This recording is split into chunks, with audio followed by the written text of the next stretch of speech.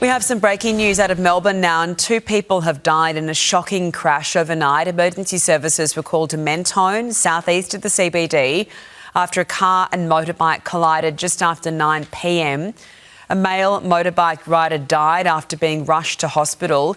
His female passenger is being treated for serious injuries, and a female passenger in the car died after being taken to hospital. Police are asking anyone with CCTV or dash cam to contact Crime Stoppers.